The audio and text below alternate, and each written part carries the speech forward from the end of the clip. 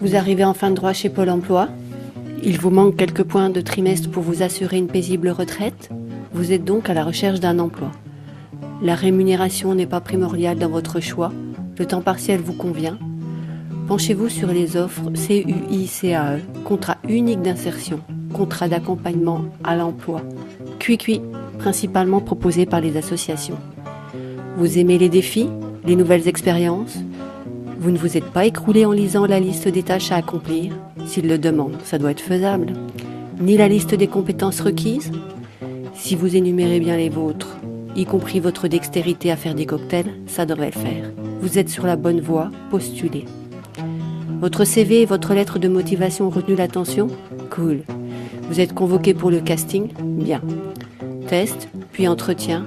Grand passage à la moulinette de votre personnalité par les intervieweurs, dignes employeurs représentants de l'association. Grand numéro de charme de votre part afin de les séduire. N'oublions pas que vous postulez pour un emploi à temps partiel, à durée déterminée, payé au ras du SMIC. Après cette ultime épreuve afin d'obtenir ce précaire emploi, c'est vous qui décrochez le jackpot. Entendez-vous le bruit des pièces qui tombent? Cui-cui font les oiseaux moqueurs. Vous avez bien quelques doutes sur les motivations de vos employeurs, dignes représentants de l'association. Vous en faites fi, vous relevez le défi. Vous souhaitez sortir de votre zone de confort. De toute manière, vous ne risquez rien, tout à y gagner. Faire de nouvelles choses, rencontrer de nouveaux gens, acquérir de nouvelles compétences, faire de nouvelles expériences. Vous allez enfin réintégrer le vaste monde des actifs. Vous rechargez vos vieilles batteries et en route. N'ayons peur de rien. Dans ce nouveau monde, vous pourrez vous donner à donf, vous vous exprimerez librement, vous ferez preuve d'innovation, vous mettrez toute votre créativité au service de ce nouveau job. Vous retomberez également en enfance. Si, croyez-moi.